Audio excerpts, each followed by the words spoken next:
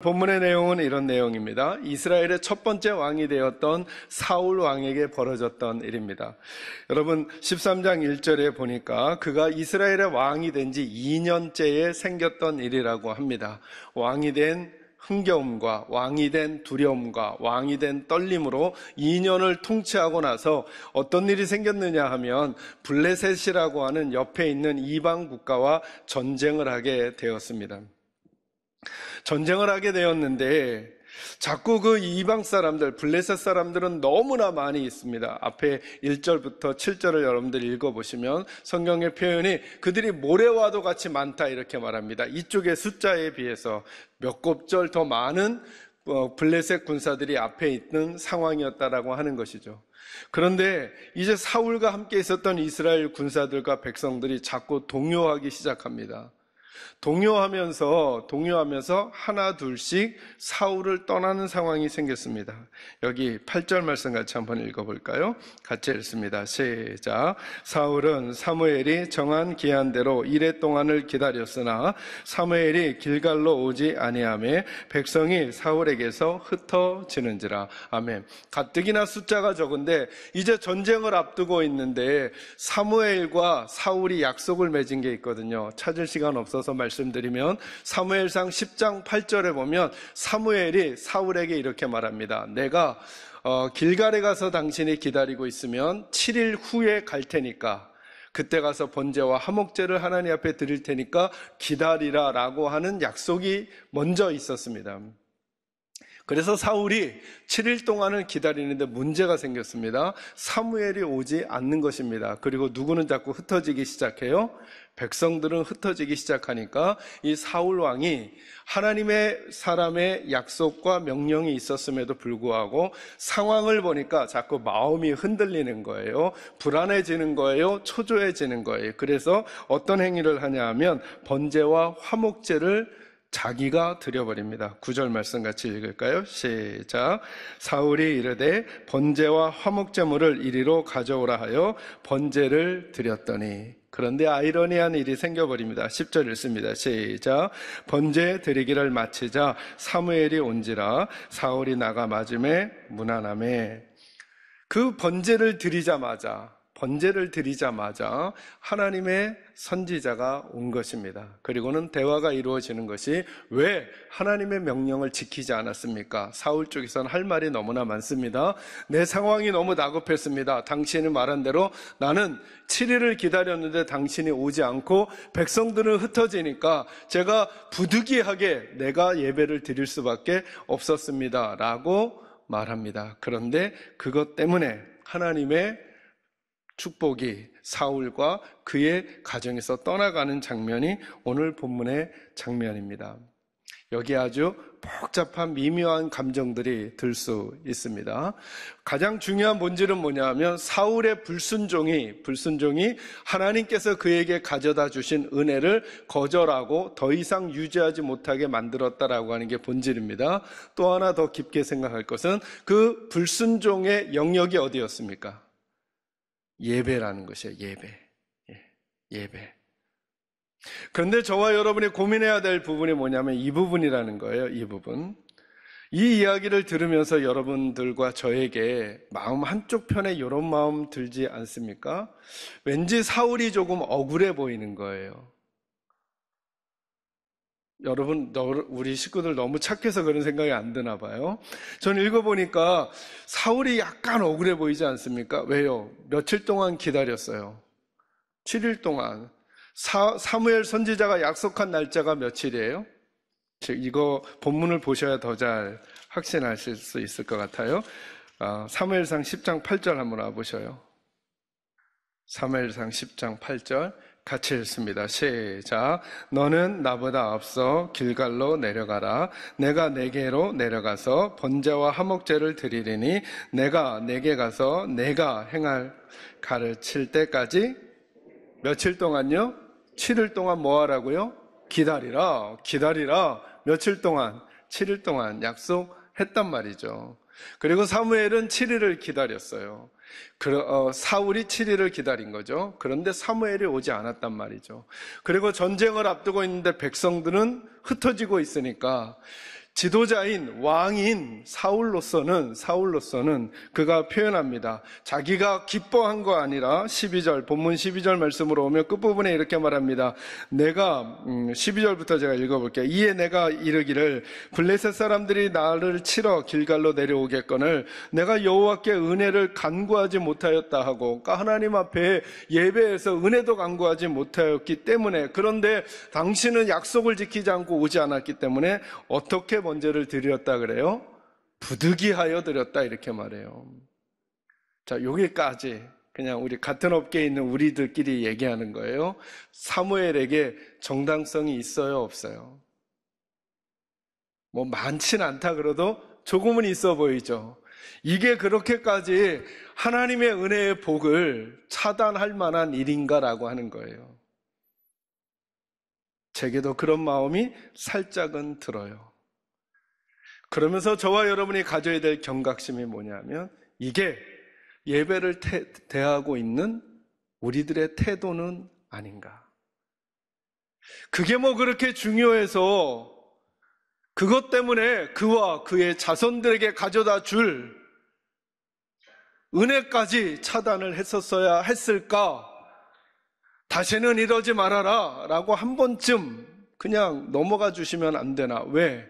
시작의 문제도 사울에게 있었던 것처럼 보이지 않고 사무엘에게 있었던 것처럼 보이는데, 그러면 전쟁을 앞두고 있는데 번제와 화목제물도 드리지 않고 그냥 전쟁을 하란 말인가? 라고 하는 여러 가지 이유와 그럴 만한 핑계들이 나올 수 있는 상황인 거죠.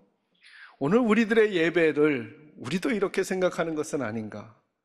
내가 될 수 있는 핑계와 이러저러한 이유들과 이러저러한 내 시각들 때문에 하나님께서 원하시는, 그리고 하나님께서 만들어 놓으신, 그리고 하나님께서 주도하시는 그 예배가 아닌 사람이 주도하는 예배로 전락해가고 있는 것은 아닌가? 여러분, 이런 관점으로 오늘 본문을 한번 보시겠습니까? 오늘 본문에서 번제와 화목제물을 누가 주도하고 있습니까? 사울이, 아니면 하나님의 말씀이? 사울이 주도하고 있다는 거예요. 이런 패턴인 거죠. 사울이 하나님께 자기가 주도하여 번제와 화목제물을 드리는 거예요. 여기에 예배에 대한 근본적인 출발점이 잘못되어 있다는 거예요. 그래서 오늘 그 이야기를 하려고 하는 것입니다. 예배의 주도권은 누가 갖는 것인가? 예배의 주도권은 하나님만이 가지셔야 하는 것입니다. 예배로 부르신 이가 하나님이시기 때문에 그렇습니다. 제가 우리 식구들에게 예배에 대한 설명을 할 때는 예배에 대한 어원적인 설명이나 예배라고 하는 단어가 현대에는, 근대에는, 중세에는, 고대에는 어떤 단어로 쓰였는지를 설명해 드리지 않는 이유가 있습니다.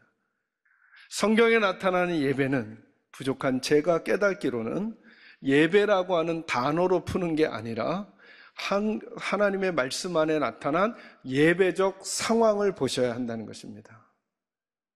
예배는 하나님이 사람들을 부르시는 것입니다.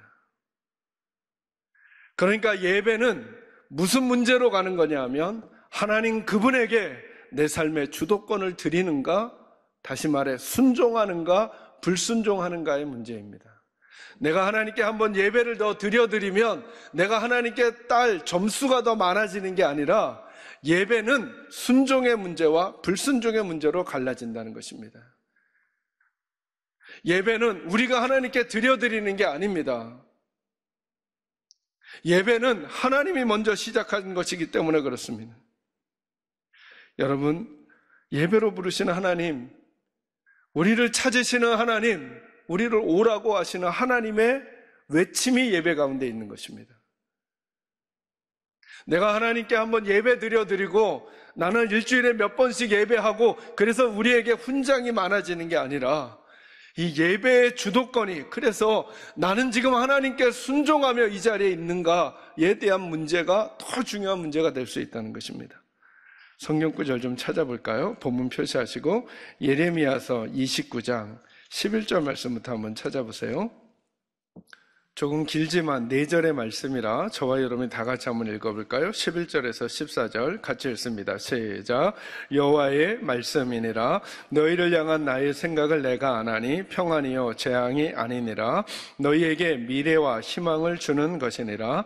너희는 내게 부르짖으며 내게 와서 기도하면 내가 너희들의 기도를 들을 것이요 너희가 온 마음으로 나를 구하면 나를 찾을 것이요 나를 만나니라.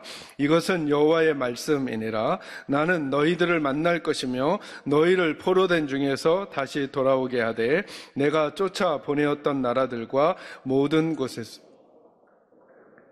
떠났던 그곳으로 돌아오게 하리라. 이것은 여호와의 말씀이니라. 아멘. 11절부터 14절을 잘 읽어보시면 계속 강조되고 있는 표현이 뭐냐면 이게 사람의 말이 아니라 여호와의 말씀이라는 걸 강조합니다. 몇 가지를 강조하는데요. 그 중에 하나가 11절에 너희를 향한 나의 생각은 내가 아나니 뭐가 아니라 뭐라고요?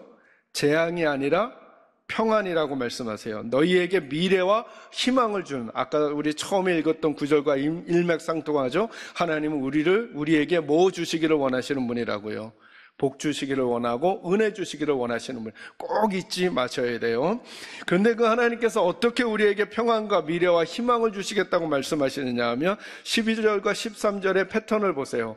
하나님께서 우리를 뭐 하고 계셔요? 부르고 계시죠.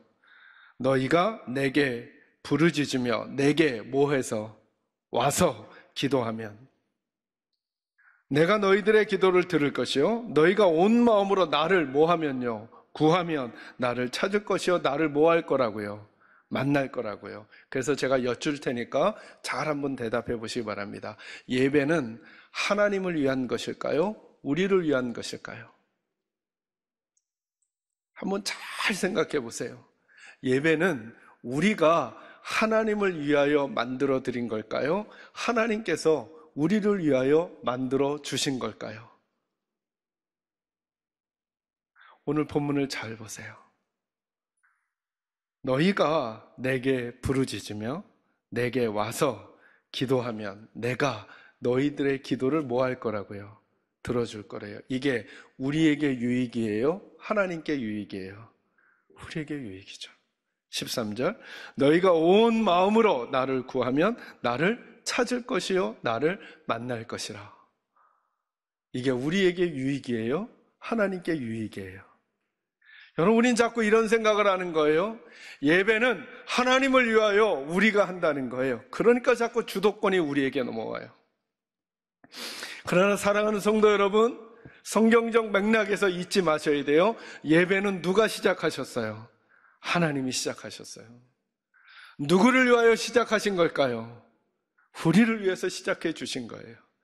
하나님 없으면 살 수 없는 우리들, 하나님 없으면 능력이 없는 우리들, 하나님 없으면 저기 저 앞에 3,000명도 훨씬 넘는 몇십 곱절이나 되는 블레셋 앞에서 살아가야 하는 이 이스라엘 백성들, 작은 나라로 살아가지만 열강들 속에서 살아가야 하는 이스라엘에게 하나님은 그들을 위하여 예배를 허락해 주신 거예요. 자신의 제 문제를 위해서, 삶의 문제를 위해서. 저는 우리 사랑하는 계산제일교회 식구들이 이 하나님의 마음을 잊지 마시기를 바랍니다. 예배는 하나님을 만족시켜드리기 위함이 아니라 우리를 살리시려는 하나님의 은혜의 통로임을 잊지 마셔야 합니다. 예배는 우리가 하나님께 준비해드리는 축제가 아닌 것이죠. 예배는 도리어 그 살아계신 하나님을 만나려고 하는 우리들의 간절한 갈망이 있지 않으면 안 되는 시간인 것입니다. 만약에 이 생각이 자꾸 거꾸로 돼서 우리가 하나님을 만족시키려고 하고 내가 무슨 행위를 했을 때 하나님이 좋아하실 거야 라고 하면서 우리가 주도하는 예배가 된다고 한다면 오늘 본문에 사울이 범하고 있는 이 큰 실수의 의미와 다르지 않은 묵은 땅을 우리가 가지고 있는 것입니다. 그러니까 예배의 목적은 뭘까요? 하나님의 은혜를 얻는 것입니다. 그래서 제가 우리 식구들에게 늘 예배는 드리는 것 이전에 예배는 뭐 하는 거라고 설명드려요? 받는 것이라. 따라합니다. 예배는 하나님이 시작하셨습니다. 따라합니다. 예배는 우리를 위하여 하나님께서 베푸신 은혜의 통로입니다. 따라합니다. 예배는 그러므로 받는 것입니다. 저는 여러분들의 예배가 날마다 하나님 앞에 나와서 받고 돌아가게 되기를 주의 이름으로 축원합니다. 그러니까 여러분 말씀을 들을 때도 하나님의 말씀을 듣는 설교 시간도 저와 여러분의 목적이 뭐냐면 하나님의 은혜를 뭐 하는 걸까요? 받는 거예요. 절대 말씀 평가하지 말아요. 왜 우리 목사님은 저 교회 목사님처럼 설교하지 못하지? 그게 좋은 걸 어떡하겠어요? 평가하지 말아요. 무슨 수를 써든 지금 이 자리에 그분 앞에, 그 교회 앞에 가 있지 않는다면, 지금 이 자리에 계신다면 오늘 예배의 목적은 말씀의 목적은 뭐가 돼야 될까요? 누구의 은혜를 받는데, 하나님의 은혜를 받는데 전적으로 헌신하셔야 되는 거예요. 평가하고 판단하잖아요. 결국은 누가 손해냐면, 자, 예배는 누가 만드셨다고요? 하나님이 저와 여러분을 위해서 뭘 주시려고, 은혜를 주시려고 지금 베푸신 자리인데 판단하고 평가하느라고 그 본질을 놓쳐버렸어요. 주도권을 하나님께 안 드렸어요. 여러분, 찬양의 목적이 뭘까요? 우리 성가대 계시니까 성가대 혹은 찬양팀, 오늘 축송하는 분들, 우리들의 모든 찬양의 목적이 뭘까요? 하나님의 은혜를 받는 게 목적이죠. 우리가 얼마나 노래를 잘하는가, 우리가 얼마나 화려한가는 그것은 수단에 불과한 거예요. 뭘 받지 못하면 안 돼요? 하나님의 은혜가 목적이에요. 주의자님도, 부장님, 대장님도, 성가대원들도 마음속에 무슨 생각해야 되냐면, 오늘 이 찬양을 통해 우리가 예배 돕는 이들로 있으니까 우리 성도들이 꼭 뭘 받게 해드려야 돼요? 하나님의 은혜 받도록 찬양해 줘야 돼요. 오직 하나님의 은혜 받는 것만이 예배의 목적이 되는 거예요. 찬양도 잘했는데, 설교도 잘했는데 돌아가는 성도들의 마음속에 하나님의 은혜가 임하지 않았으면 그 설교도 그 찬양도 하나님과는 상관없는 거예요. 보셔요. 사무엘상 13장 8절에서 15절. 사울에게 번제도 있었고 화목제물도 있었어요. 그런데 뭐가 없었냐면 하나님의 만지심이 없었어요.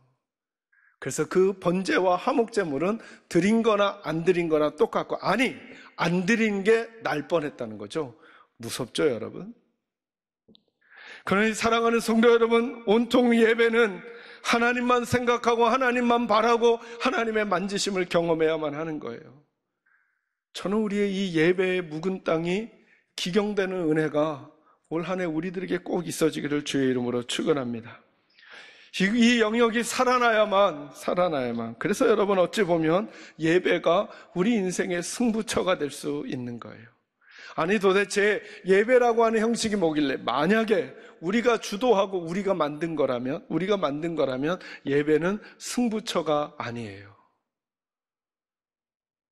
그런데 하나님이 만드시고 하나님이 우리에게 제공해 주시고 하나님이 주도해 가신다면 예배는 우리 인생의 승부처가 될 수 있는 거예요. 제가 짓궂게 이런 생각을 해봐요. 7일이 지났음에도 불구하고 사무엘 선지자가 오지 않았으니 사울이 그 말씀을 순종하고 하나님의 명령을 순종하면서 기다리면서 하나님의 돌보심을 구했다면, 만약이라고 하는 건 없지만 만약에 그랬다면 성경의 그 다음 장면은 어떻게 쓰여졌을까요?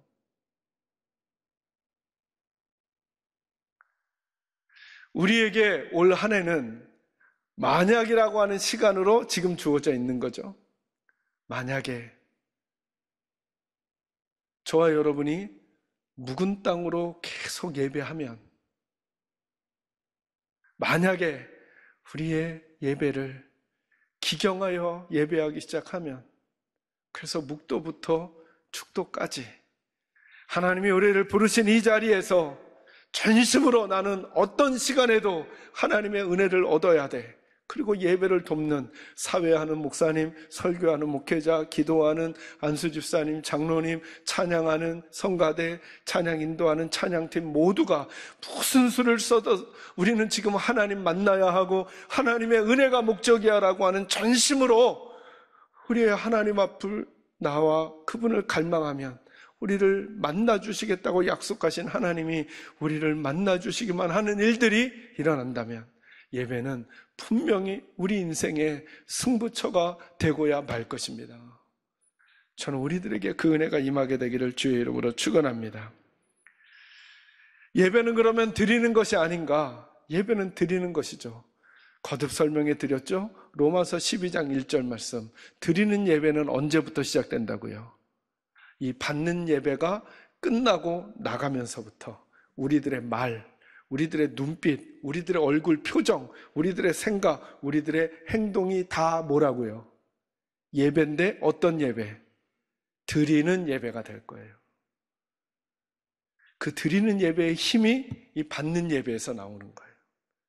전심으로 우리 사랑하는 계산제일교 식구들은 하나님 만나십시오. 그리고 하나님의 말씀으로 우리의 생각을 바꾸십시오. 그리고 이 예배가 끝난 자리로부터 우리들의 말과 생각과 행동, 표정과 태도와 자세가 거듭 주님 앞에 드리는 예배라는 사실을 알고, 잘 보셔요, 여러분. 여러분과 제가 이렇게 드리는 공적 예배 시간에 이거 하나님 앞에서 드린다고 하니까 우리 나쁜 태도와 자세를 갖는 분 별로 없잖아요. 그죠? 예배 시간에는 어떻게든 좋은 태도 가지려고 그러죠. 왜 그러죠? 이거 누가 보시니까. 하나님 보시니까. 그런데 하나님은 이렇게 말씀하시는 거예요. 지금 이 자리에서는 하나님 앞에 나의 정직함 그대로, 내 수준 그대로 다 보여드리고 누구 은혜 받아야 돼요? 하나님의 은혜 받고 어디서 하나님 앞에서 사는 것처럼 살라는 걸까요? 예배 끝나고 나서 우리가 말하는 거, 우리의 표정 짓는 거, 우리의 태도, 매너, 예절이 하나님 앞에 예배라는 사실 잊지 말고 말하는 거예요. 예배 시간에 아무도 뒷담화하지 않아요. 근데 예배가 끝나고 나면 뒷담화해요. 오해하는 거예요. 여기서 하나님 앞에 정직하게 우리의 마음을 치유받고 나가서 뒷담화 끊어야 돼요. 불평과 원망을 끊어내도록 해야 돼요. 왜요? 그 시간이 예배라니까요. 드리는 예배. 이 예배에서 성공하는 저와 여러분이 될 수 있기를 주의 이름으로 축원합니다. 마지막 말씀 이거예요. 우리가 빠지기 쉬운, 예배 가운데 빠지기 쉬운 함정이 있어요. 왜 우리의 예배들이 변해갈까? 우리가 강해지고 세졌기 때문에. 오늘 본문에 보세요. 사울이 계속 고민하는 게 뭐냐 하면 나는 이 나라를 책임지고 있는 왕이라는 거예요. 전쟁을 책임지는 왕이라는 거예요. 이 백성들을 책임져야 하는 왕이라는 거예요. 그 권력으로 자기가 왕이라고 하는 세진 사람이 된 거예요. 그러니까 내가 결정해야 제대로 될 거라고 생각하는 거예요. 우리가 강해지고 세질 때 예배가 변해요. 사울이 강해지고 세지니까 예배가 변해요. 이게 위기인 거예요. 어떤 자리에 있어야 하는지를 놓치는 거예요. 우리가 그렇게 강해지고 세지지 않았다면 그렇게까지 행동하거나 말하거나 태도 짓지 않았을 텐데 우리가 강해지고 세지고 높아지니까 우리가 결정해버리는 거예요. 사울은 그 누를 범하고 말았던 것이죠. 사랑하는 성도 여러분, 예배에 실패한 사람들이 성경에 많이 나와요. 예레미야 10장 1절에서 2절 말씀에 보면 나답과 아비후라고 하는 아론의 자녀들이 있어요. 그들은 제사장이었어요. 하나님 앞에 번제를 드릴 수 있는 자격이 있는 사람이에요. 시간이 많이 지나 찾을 수 없지만 이런 표현이 있어요. 귀담아 놓으셔요. 여호와께서 명령하지 아니하신 다른 불을 담아 번제를 드렸대요. 그랬더니 하나님 앞에서 불이 나와 그들을 살라버리셨어요. 예배는 왜 이렇게까지 하나님이 보여주실까? 예배는 우리 인생에 하나님 앞에서의 멸망과 하나님 앞에서의 축복을 결정할 수 있는 자리가 될 수 있기 때문에 그런 거예요. 사랑하는 성도 여러분, 올 1년 동안 우리 각자에게 주시는 하나님의 믿음의 분량에 따라 저와 여러분의 예배에 묵은 땅을 기경해 가시기를 바랍니다. 그리고 여러분들은 어떤 예배에 참여하시든지 그 예배는 하나님이 날 위해 베풀어 주신 은혜의 자리라는 사실을 아시고 다른 것에 시선 빼앗기지 마시고 여러분의 지위와 높음에 마음 빼앗기지 마시고 나는 하나님께 은혜 받지 않으면 살 수 없다라고 하는 그 간절한 사모함으로 기도하시고 찬양하시고 말씀을 드리시고 예배하시면서 여러분 인생에 하나님의 손길이 다가오는 축복이 꼭 있기를. 그래서 예배가 여러분의 인생의 새로운 승부처와 그리고 출발선이 되는 복이 있기를 주님의 이름으로 축원합니다.